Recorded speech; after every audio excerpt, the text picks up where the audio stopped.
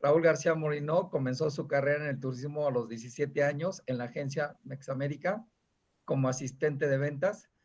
A los 18 años acompañó como conductor e intérprete a un grupo de viajeros al Extremo Oriente y a partir de entonces alternó sus actividades en la agencia de viajes como vendedor y acompañando grupos como guía a diferentes destinos del mundo, lo que le permitió conocer los 5 continentes. En la década de los 80 fundó el Instituto para Agentes de Viajes, IPAP, e impartió cátedras de ventas y geografía turística. Desde el 2015 se unió a la Casa del Viaje como director de operaciones y capacitación.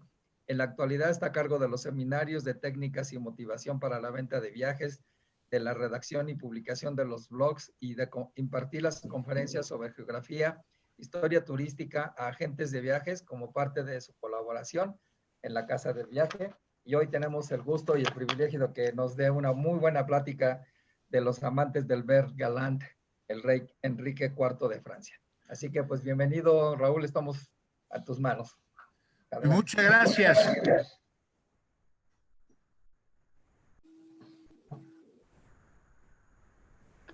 Muchas gracias.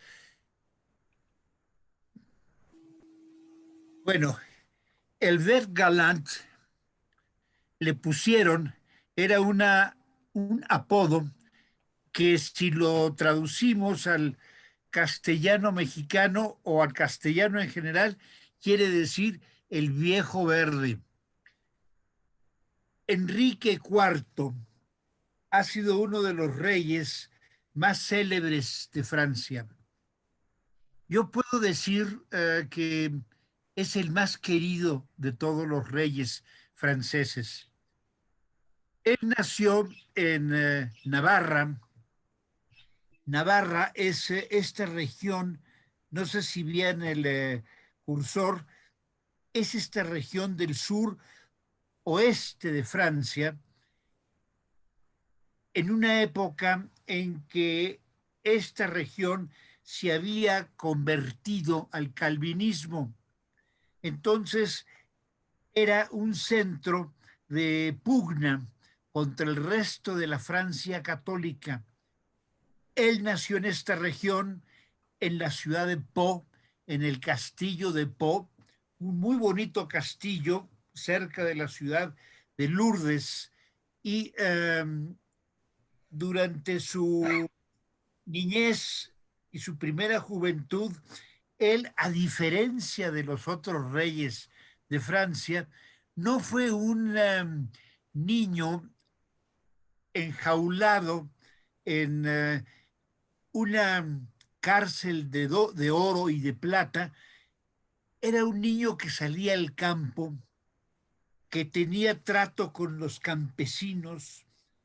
Eh, Él estuvo siempre muy involucrado con la vida de los rancheros y de la gente común de Francia. Y sí, vivía en un palacio, en una habitación muy lujosa, pero a diferencia, por ejemplo, de los Luises, que vivieron en cunas de terciopelo, Enrique IV, dice la leyenda, que su primera cuna fue una concha de tortuga gigante. No lo dudo. Él ha sido de todos los reyes de Francia el más campechano, el más, el menos pretencioso, el menos delicado. Y bueno, también podemos añadir algo que no es mucho a su favor, también ha sido el más cochino, en el sentido de que siempre olía, dicen sus amantes, olía a chivo, a pies, nunca se bañaba, en fin, tenía esa característica que no es una cualidad de un gran amante, pero así era él. Des Déjenme mostrarles el castillo donde él nació. Este es el castillo de Pau en la actualidad. Se puede visitar y ahí está la habitación donde nació y donde tuvo su primera cuna, este peculiar rey, que él nunca tenía la ambición de convertirse en rey de Francia. Él, a lo más, su aspiración era ser el heredero del trono de Navarra. Sus padres, su papá era Antonio de Navarra y su mamá era Juana de Albret. Juana de Albret originalmente, y también Antonio de Navarra, originalmente eran católicos, pero después Ana de Albret, o Ana de Navarra, como también la conocen, se convirtió al calvinismo y, como todos los conversos, se volvió fanática calvinista, al grado que obligó a su esposo a convertirse. Y ya saben que cuando una esposa se le mete algo en la cabeza, muchas veces, si no es siempre, se sale con la suya. Total, Antonio de Navarra también se hizo calvinista y el niño que había nacido y crecido sus primeros años en la religión católica, también lo hicieron calvinista. Al inicio de su adolescencia, en su pubertad, que es cuando se arraigan las creencias religiosas. De niño simplemente es una costumbre de como de protección espiritual, el rezar y el estar cerca de Dios. Él era católico, pero pues su mamá le dijo que había que ser calvinista, se volvió calvinista. Ella era fanática calvinista, era inflexible y le inculcó al niño Enrique, el futuro Enrique de Navarra, ese fervor por la religión que nunca llegó a sedimentar. Él estaba preocupado de otras cosas, concretamente de las mujeres. En la historia de su vida, sí, sería interminable hacer una relación de todas las amantes que tuvo. Eh, el título de este tema son Las amantes del verde galante. Pues no podemos hacer aquí un inventario enorme que sería como un directorio telefónico con... Hay gente que le atribuye 60 amantes. Hay quienes le atribuyen 100, ciento y pico amantes. Hay otros más conservadores que hablan de 30, pero las amantes importantes, que son las que vamos a ver, fueron dos o tres. Él siempre tuvo amantes al margen de sus esposas. Y digo sus esposas porque se casó dos veces. Bueno, aquí tenemos a Juana de Alberto, Juana de Navarra, mamá de Enrique IV, y esta estatua que se encuentra en un jardín, en un pueblecito cerca de París, es la Florisette o la Fleury. Ella tenía 15 años, él tenía 19 y fue su primera amante. Se dice la leyenda, que ella le entregó su vida porque lo amó toda su vida y él le entregó un día de su vida, que es un poco exagerado porque fue más de un día. Eh, Duraron en una relación eh, con sus sístoles y sus diástoles, sus altas y bajas, como un año, pero la chica enloqueció por él. Esta escultura que trata de reproducir con fidelidad la belleza, sobre todo del cuerpo de esta muchacha, que era hija de un jardinero, lo cual indica ese corazón abierto, democrático que tenía Enrique IV. Él nunca fue exclusivo. Sí tuvo amantes de la alta nobleza, pero él no exigía eso. Podían ser campesinas y tuvo muchas campesinas. Ella, la hija de un jardinero, eh, parece ser que también de sus choferes de coche, de carreta, como es el caso la, de la película de Humphrey Bogart y Audrey Hepburn, que ella era la hija de un chofer. Al rey no le importaba. Él en ese sentido tenía un corazón universal. Ella fue la primera amante importante que tuvo. El retrato no le hace ningún favor a esta muchacha, conocida como la Corisande. La Corisande, siguiendo el título de una de las heroínas de la Amadís de Gaula, se dice que era una mujer sumamente hermosa, era una marquesa, enviuda la marquesa, conoce al rey, se enamora, se enamora ella profundamente del rey, al grado que en una de las guerras religiosas, ella que poseía una gran fortuna y tierras, manda talar sus bosques para con el producto de la tala y de la venta de la madera pudiera apoyar la causa de Enrique, a pesar de que ella era católica y Enrique estaba peleando una de tantas guerras religiosas que fue parte de su vida, eh, al lado de los calvinistas, al lado de los hugonotes. Cuando pasa la Corrisande, llega el momento de casar a Enrique IV y eh, con el fin de aplacar, si la idea era calmar esas guerras religiosas que estaban minando Francia.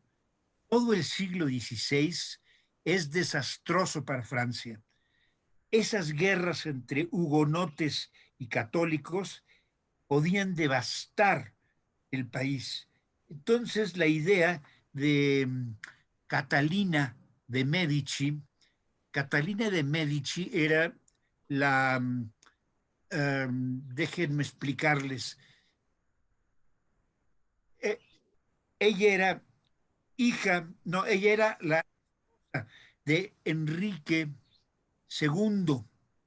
Enrique II era el hijo de Francisco I, el rey que gobernó Francia, al mismo tiempo que gobernaba en España Carlos V o Carlos I de España y Enrique VIII de Inglaterra. Era una época de grandes reyes. Su hijo, Enrique II, eh, tuvo varias hijas y varios hijos, aunque tuvo una sola amante, que es legendaria, Diana de Poitiers. Y Catalina de Medici, que era su esposa, pues tuvo varios hijos, su hijo Francisco, su hijo Enrique, su hijo Carlos y su hija Margarita. Margarita era un verdadero desastre. Era, ¿qué les puedo decir? Era adicta al sexo, era, um, coleccionaba lujuria. Entonces, Catalina, pensando matar dos pájaros de un tiro, uno, calmar esas temperaturas fluctuantes de la hija, por un lado, y por otro lado, unir a estos dos grupos religiosos católicos y hugonotes, casa a la católica Margarita con el hugonote o calvinista Enrique IV. Nunca se llevaron bien. La primera impresión de Margarita, hubo una película de ella, La Reina Margot, interpretada por Isabella Gianni. Era una mujer bella, era una mujer nítida, la limpieza era algo, era una obsesión en ella y se va casando con el más cochino de los reyes. Entonces, su primera impresión fue ese mal olor y nunca pudo asimilar eh, estos hedores que emanaba su esposo. Nunca se llevaron bien. Sí, bien como conocidos, como amigos, porque ella lo apoyó en varias ocasiones, pero los dos se engañaban mutuamente. El día de su boda hubo un incidente, ella es Margarita, Margarita de Valois, de la casa de Valois, es de las últimas de Valois porque Enrique IV es el primer Borbón en Francia. Bueno, ella es Margarita, la que les decía que era nítida, muy limpia, el día de su boda con Enrique IV, el verde galante, es la masacre en la noche de San Bartolomé. Se alzan los católicos y principalmente en París, pero por toda Francia hubo matanza de calvinistas. Fue una masacre espeluznante, aterradora. Hubo escenas dantescas, muertos por todos lados, y esto era la separación, la división de Francia. Todas regiones completas como Navarra, como Normandía y otros puntos de Francia eran básicamente calvinistas. París y otras regiones eran católicos, pero se desencadena esta guerra que es detonador de otra serie de guerras. El rey Enrique IV, él era un hombre bien intencionado, él luchaba en las guerras, por supuesto, como líder de todo el ejército hugonote, de todos los calvinistas. Nunca cuando muere su papá, él pasa a ser el rey Enrique de Navarra, Enrique III de Navarra, todavía no era Enrique IV de Francia, y en estas guerras, esa postura que él tomaba al lado de los hugonotes, como que lo alejaba del reino. Además, había otros hijos, ¿verdad? Hermanos de Margarita, como el caso de Francisco, como el caso de Carlos, pero poco a poco, por angas o mangas, fueron muriendo. El último que quedó, que era Enrique III. Enrique III, de hecho hubo una guerra que se llamó la Guerra de los Tres Enriques. Uno era Enrique de Guisa, católico, que él aspiraba al trono de Francia sabiendo que Enrique III, que tenía tendencias homosexuales, no iba a tener heredero. Entonces, qué mejor que Enrique de Guisa pasar al trono en contra del hugonote, y hay una guerra en que entran los tres, y Enrique III, espero no hacerlos bolas, que ya era rey, manda matar a Enrique de Guisa y únicamente quedan como rivales del trono Enrique, el futuro Enrique IV, el verde galante, y Enrique III. Enrique III es atacado por un monje y en su lecho de muerte le llama a Enrique IV y le dice: tú eres el destinado a ser el rey de Francia, conviértete al catolicismo y serás el rey de Francia. Poco después el rey toma catecismo. Él conocía los preceptos católicos, pero para dar una buena impresión al pueblo de que se estaba preparando, para que no vieran que era una conversión de conveniencia, él se hace católico. Mientras tanto, se dice que estaba detrás de una de las mujeres más bellas de Francia, era, em, perdón, Gabriela d'Estrés. Gabriela d'Estrés, sabia, como buena mujer sabia, no le dijo que sí inmediatamente al rey. Se hizo del rogar. Se hizo del rogar 6 meses. El rey estaba loco por ella, deliraba por ella. Le escribía cartas, le mandaba regalos y ella se hacía la difícil. ¿Qué técnica tan inteligente? No hay nada más eh, eh, estimulante para un hombre que una mujer que se rehúsa, que se le escapa. Entonces eso exacerba sus instintos de cazador, de depredador, y la buscó, le rogó, le lloró, pero nunca ejerció su poder como rey. Hay que reconocerlo esto a Enrique IV de Francia. Nunca usó su poder real para obligar a una mujer a,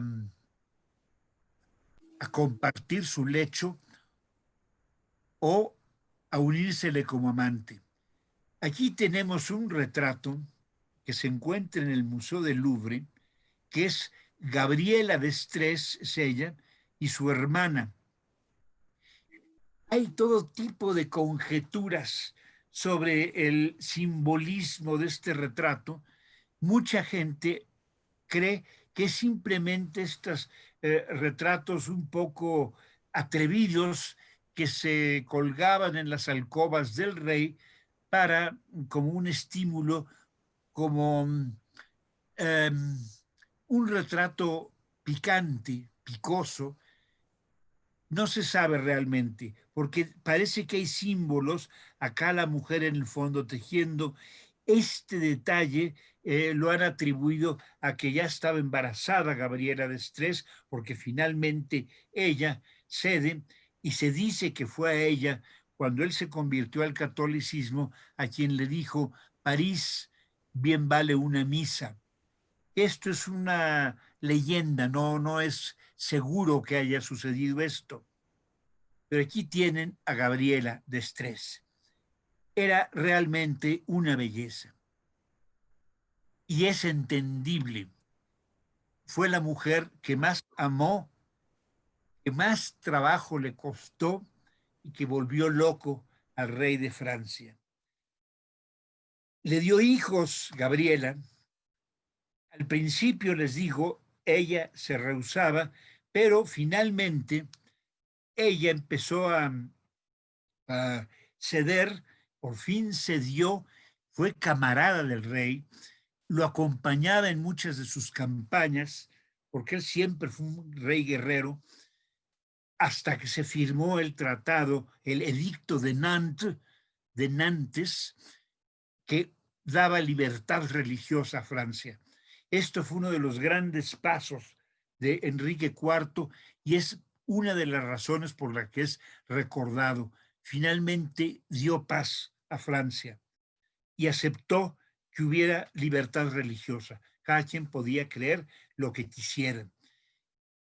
Ahora, Gabriela, él se enamoró de ella, tenía que divorciarse de Margarita, con la que ya no tenía nada que ver más que cuando se veían se saludaban.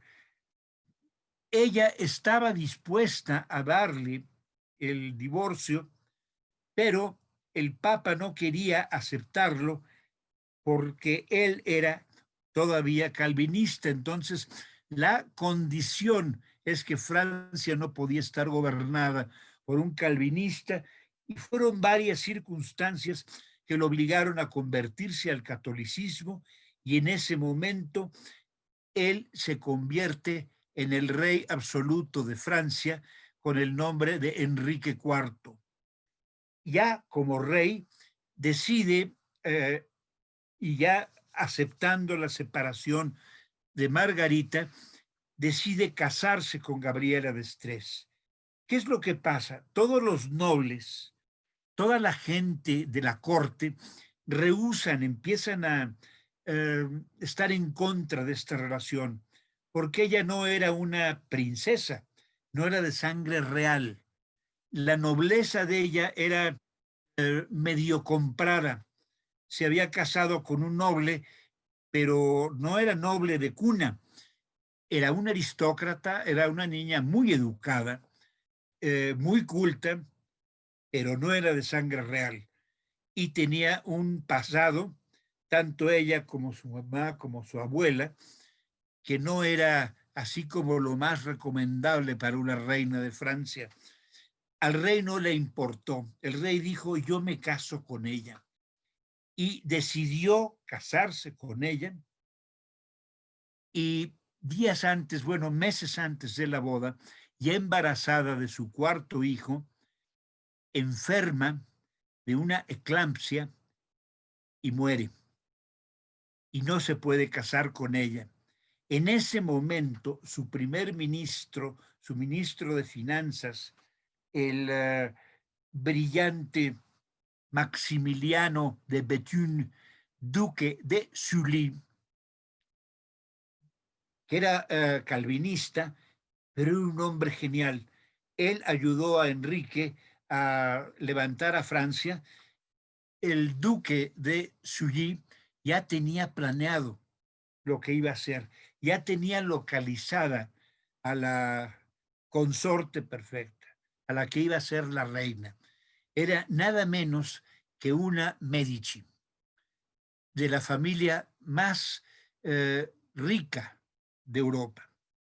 Imagínense una hija de los banqueros Medici en el trono de Francia con la dote de más de $500,000 que iba a aportar, iba a ser una transfusión de recursos a una Francia anémica que se había desangrado durante casi un siglo de guerras.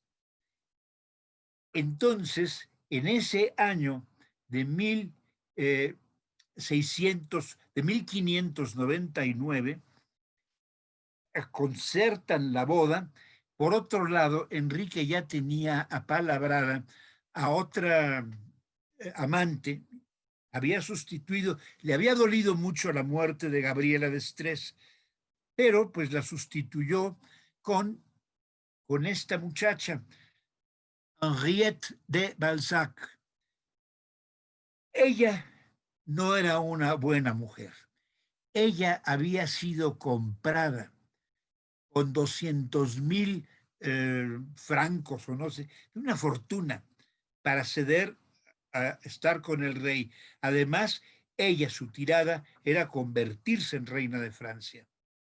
Y le había prometido el rey, simplemente como una promesa de enamorado, de esas que se hacen, lo que tú quieras, mi amor, sí, sí.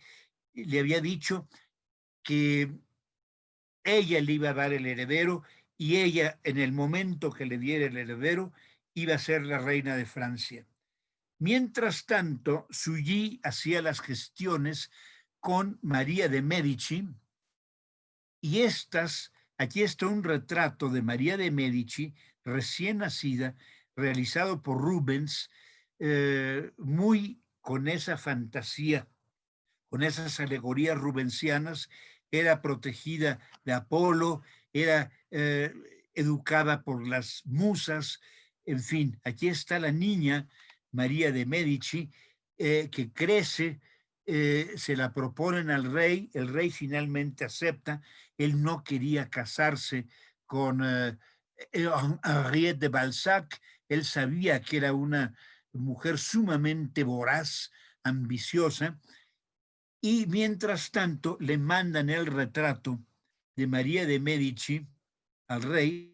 Estos retratos los mandó a hacer María de Medici a Rubens, ya después de muerto el rey. Fue un truco con el que ella quería hacerse ver como indispensable ante su hijo.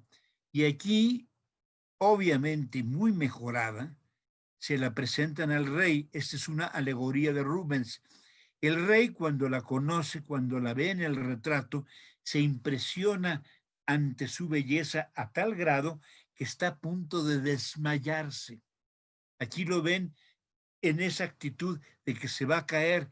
Entonces, esta muchacha, esta alegoría de Francia, lo detiene para que no se caiga de la impresión ante la belleza pasmosa de María de Medici.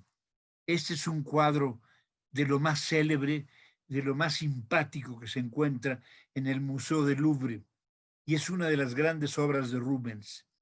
Aquí está, apenas llegó a Francia María de Medici, que aquí está muy favorecida, tanto ella como el rey están muy favorecidos, se celebra, primero se hicieron bodas por poder, ya estaban casados, pero ya la ceremonia religiosa se lleva a cabo, apenas llegan a Francia, le entrega el anillo y la leyenda dice que ese mismo día el rey se fue con María de Medici al lecho nupcial y ese mismo día María de Medici queda embarazada, lo cual libera a Enrique IV del compromiso verbal que ya había hecho con Henriette de Balzac.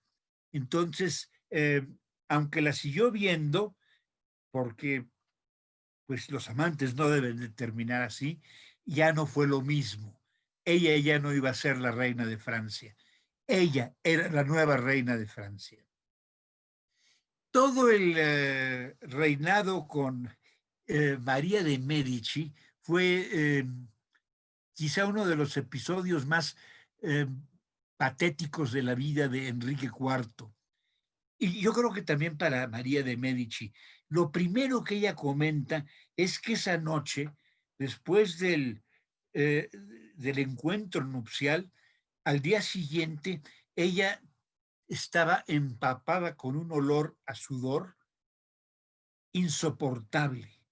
Imagínense nada más, era entre sudor y olor a cabra, que era el olor característico de este rey.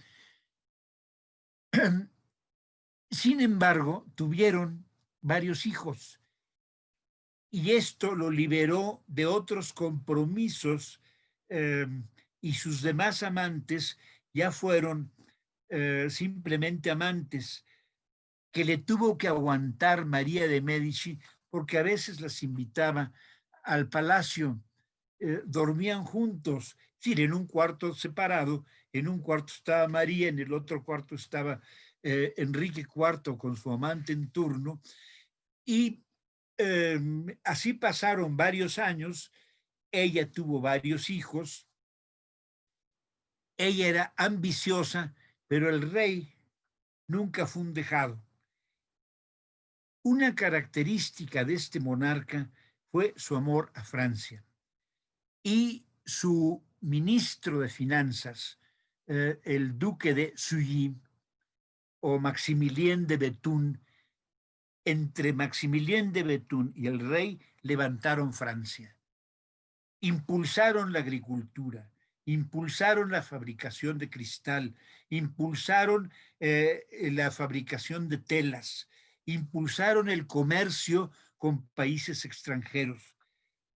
El rey tenía un lema que no va a faltar durante su reino, cada domingo una olla de caldo con un pollo dentro en ninguna familia de Francia. Él luchó mucho por el bienestar de su pueblo, mucho por los agricultores, a quien lo sentía sus iguales. Él nunca tuvo esas ínfulas de rey. Él era un hombre más del pueblo, con la diferencia de que tenía el poder. 10 años, casi 10 años duró casado con María de Medici hasta que lo asesinaron. Ella es Antoine de Pons, otra de sus amantes, durante el periodo de María de Medici. Y un día, en abril de 1599, el rey yendo a visitar a su amigo y colaborador, el duque de Sully, que se encontraba enfermo, es atacado en su carroza. Él siempre viajaba descubierto o a caballo, es asesinado, le cortan la aorta y muere desangrado. Detienen a Ravillac, que era el asesino. Nunca se supo eh, por qué había sido. Es decir, el móvil de este asesinato nunca se dilucidó. Hay teorías de que fue por cuestiones religiosas, todavía algún resentido, algún calvinista resentido, o quizá un católico fanático, pero mucho se cree que fue la misma María de Medici quien mandó asesinar al rey. Aquí tienen a Maximilián de Bethune, el duque de Sully, el gran brazo fuerte de Enrique IV. Aquí está en el Louvre la estatua del duque de Sully, todavía considerado como una de las grandes figuras de Francia, uno de los grandes ministros junto a Richelieu y el cardenal Mazarino. Aquí tienen la casa, el castillo del duque de Sully en el Valle de la Loire, que es el castillo del Château de Sully, y se puede visitar. Y aquí tienen a María de Medici con sus dos consejeros. Ella se había mandado traer de Italia a Concini y a Leonor Galigai. Este par de ampones saquearon el reino y durante todo el periodo en que ella fue regente, porque ya habían tenido un hijo que fue el futuro Luis XIII. Luis XIII era ligeramente afeminado, le gustaba coleccionar insectos, le gustaba dibujar pájaros. Entonces la reina María de Medici, ambiciosa, voraz, ella pensó quedarse como regente en el trono para siempre. Y sus dos consejeros fueron precisamente Leonora Galigai o Leonora Dori y Concino Concini, dos florentinos, pero que eran unos gángsters. Y ellos empezaron a saquear el reino. Se dice que Concino Concini llegó a ser el hombre más rico de Francia y tenía un ejército de 7,000 soldados a su cargo para su defensa. Hubiera seguido así si un día, a la edad de 17 años, el rey el rey Luis XIII no se convierte en rey. Algo lo iluminó, se dio cuenta de que su mamá era otra ampona y decidió pararle el alto. Manda matar a Concino Concini, no se le enfrenta, no le hace un juicio, sino simplemente lo manda a asesinar, porque él era más poderoso que el rey. Y ella, Leonora Galigai, la manda a quemar, la ahorca, la quema, y las cenizas son arrojadas a los cerdos. En ese momento, el rey Luis XIII se convierte en rey, padre del rey Sol, que después gobernó Francia en la época más brillante del país. Ahora, este episodio es María de Medici no se quedó con los brazos cruzados. Ella seguía sintiendo que tenía el poder en sus manos y amenazó a su hijo con una amenaza que nunca hay que hacer. Le dice, él ya se había asesorado con el cardenal Richelieu, que fue uno de los hombres más brillantes, uno de los administradores más extraordinarios que ha habido en la historia de Francia. Voraz como él solo, enriqueció quizá como ningún otro ministro de Francia, pero fue muy eficaz. Fortaleció, consolidó todas las reformas de Enrique IV. Pero cuando ella le hace esta amenaza, o Richelieu o tu madre, él escogió a Richelieu. Así que nunca hay que poner en esa disyuntiva a nadie. Es un consejo que nos da la historia. A partir de ese momento acabó Luis XIII enviando al exilio a su propia madre. Aquí está Luis XIII. No fue un gran rey, pero fue un buen rey. No saqueó al reino. Continuó muchas de las reformas de su padre, Enrique IV, que aquí lo tenemos y que ha pasado a la memoria de Francia como el rey más querido. Ustedes pregunten a cualquier francés en la actualidad quiénes han sido los reyes más amados. No los mejores, sino los más queridos.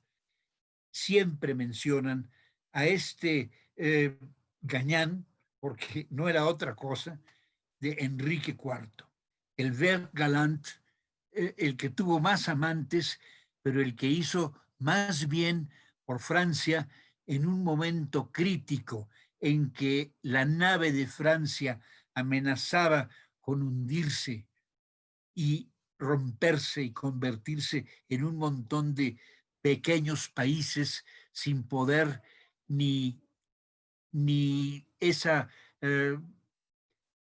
esplendor que después le daría a la civilización este país. Muchas gracias. Gracias.